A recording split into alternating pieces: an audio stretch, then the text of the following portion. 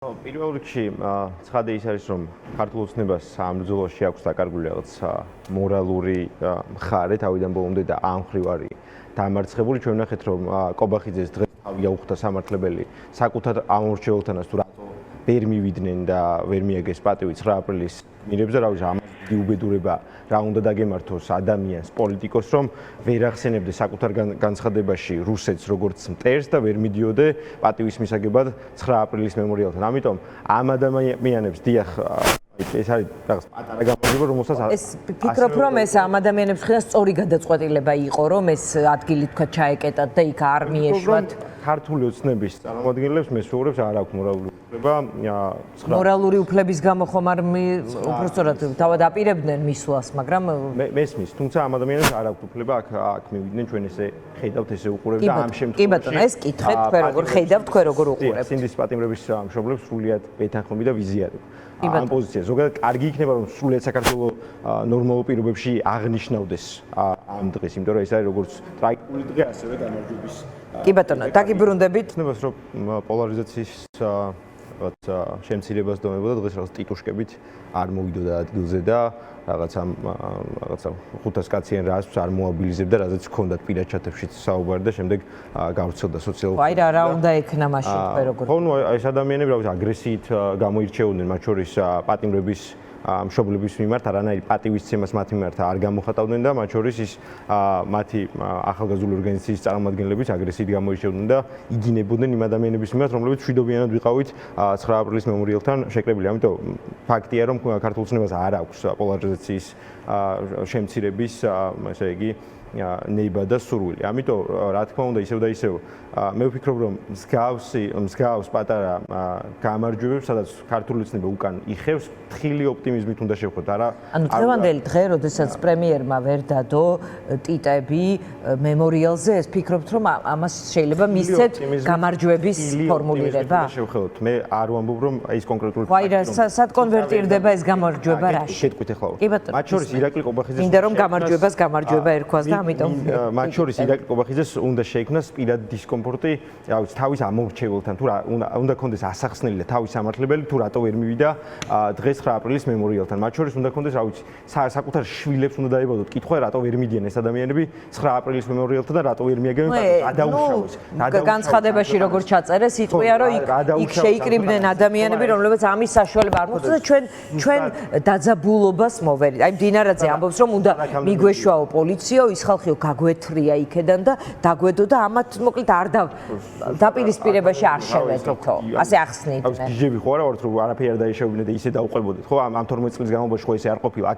აქამდე ხო, მაგრამ ანუ დღევანდელი მათი არგუმენტებზე გელაპარაკებით. ეხლა ისინი ხო იცი არ არიან ჩვენ სტუდიაში, ამიტომ მე ეს დისკომფორტი რაც წამიკითხავს მათი კომენტარები, იმას არ კონტრარგუმენტად ეუბნები. დისკომფორტი რაც დღეს შეექმნათ, ეს დისკომფორტი უნდა შეექმნათ არა მარტო 9 აპრილის მემორიალთან, არამედ რა ვიცი, ქუჩაში ჩვეულებრივ გადაადგილებისას და მათ უნდა იცოდნენ რომ მოღალატეები არიან და ამ ქვეყანაში. ანუ როცა ამბობთ გამარჯვებას, გულისხმობთ რომ ოცნების ლიდერები ვერ მოძრაობდნენ, უჭირდეთ რაღაცნაირად. მათ შორის ასახსნელი ექნათ, ანუ პროპაგანდა რაც ჰქონდათ, რაც აქვს წარმოებული ამ წლების განმავლობაში, რომ ის არის პატრიოტული ძალა და რა ვიცი, ყველგან მიესწრობა და თავაწეული დადიან, ყველგან რაღაც თითქოს ოპოზიციისგან განსხვავებით, რომელსაც რა ვიცი, ტიტუშკები დაძდევენ ქუჩაში, რა ვიცი, ეს ადამიანები ვერ უნდა დადიოდნენ ეს დისკომფორტის გარეშე და ეს ექნათ პირველ რიგში ასახსნელი თავის საკუთარ ამორჩეულთან. ეს ადამიანები მათ შორის ქართული ოცნების ამორჩეულებიც იყვნენ ჩვეულებრივად და რა ვიცი, ხარდაჭერების და ჩვეულებრივად რა ვიცი, ტიტაც დადეს და პატივიც მიაგებს. მათთვის არავის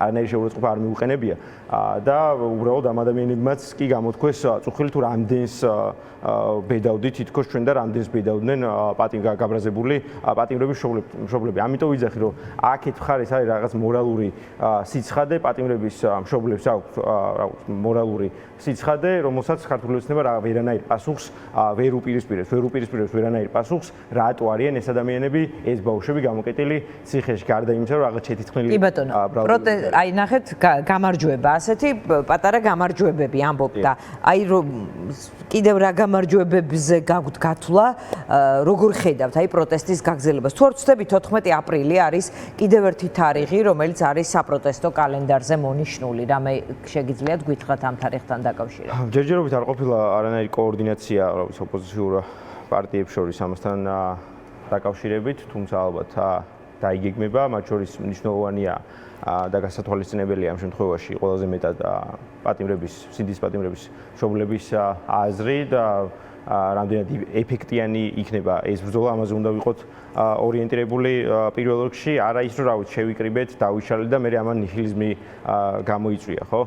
ხშირად ვხედავთ ესეთ რაღაცებს, რომ შევიკრიბებით, რაღაც 8 საათს შევიკრიბებით, 12 საათს დავიშლებით და მე მეორე დღეს კიდევ უფრო ხვივდება ეს ნიჰილიზმი საპროტესტო საზოგადოებაში. ამიტომ ეფექტიანი გზები უნდა ვეძებოთ. პირველ რიგში ერთმანეთთან უნდა ვილაპარაკოთ, მე ეფექტიანი გზები უნდა ვეძებოთ ალბათ პროტესტის, მათ შორის რა არის ეს ეფექტიანი გზა? ისაც შეაღწევს დღევანდელი მაგალითი ამიტომ მოვიყვანე ის რაც შეაღწევს რაღაცა ქართული ოცნების ამორჩეულთა რომელიც არის რაღაცა მხოლოდ იმედი აქვს ჩართული მშიერი რომც იყოს მხოლოდ პროპაგანდა დღევანდელმა დღემ მას შეაღწია ოცნების ამორჩეველში მათ შორის ოცნების ამორჩეველში დიახ ძალიან შეწუხებულები იყვნენ რომ მათმა მესვეურებმა ვერ მოახერხეს პატივის მიგება 9 აპრილის მემორიალთან და მათ ლიდერებზე გაბრაზდებიან ამის გამო და ხმას აღარ მისცემენ თუ აი რა საბოლოო ჯამში ეს ყველაფერი როგორ კონვერტირდება არ ვიცი და რა შეგდექს კარგი რაც შეიძლება მეტად ქართული ოცნების პირობებში რაღაც არჩევნების ჩატარება ისინი საპარლამენტო თუ ადგილობრივი არჩევნები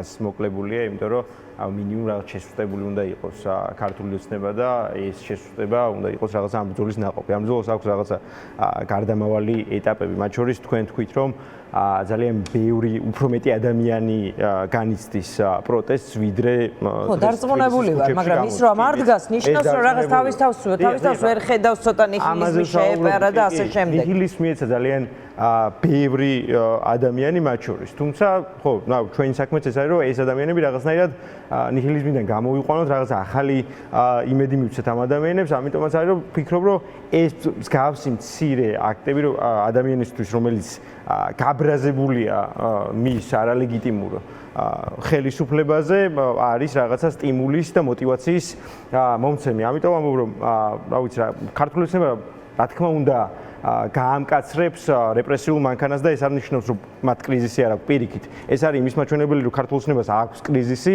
და ამ კრიზისის აღმოსაφხელად ჭირდება რეპრესიული მანქანის გამძაფრება. ხო, რა ვიცი, ტოტალიტარული სახელმწიფოები ესე იქცევენ, იმიტომ რომ როდესაც არსებობს კრიზისი, როდესაც თავისუფალი ხმა არსებობს, რომელიც ქმნის პრობლემებს. ყველაფერს ახლა რასაც აკეთებს ივანიშვილი, ეს არის ამ კრიზისის პასუხი და არა მისი გეგმა, რომელიცთვისაც ის იყენებს ამ კრიზისს. ეს არ არის ერთმანეთის ურთიერთგამომრიცხავი, რა თქმა უნდა. იმიტომ რომ როდესაც არსებობს კრიზისი, როდესაც არსებობს რაღაცა თავისუფალი ხმა, ეს თავისუფალი ხმა უნდა ჩაახშო. ამიტომ მათ შორის ეს საგამოძიებო კომისიაც რაც შემოიტანა დღეს ბიძინა ივანიშვილმა დღის წესრიგში და რომელიც რა ვიცი მიმდინარეობს რაღაც გოგა ხაინდრავას სცენარები და სიმბოლოში არის რუსების გამართლების კომისია, მაგალითად აგვისტოს ომში ჩემთვის, რა ვიცი, ანუ თავიდან ბოლომდე აბსურდია ის, რაზეც არის დღეს ქართული ოცნების პროპაგანდა აგებული. მათ შორის, რა ვიცი, გოგა ხაინდრავა, რა ვიცი, ასამართლებს პირობითა, რა ვიცი, იგორ ნარმანიას, რომელიც უნდა აკრძალოს, ხო?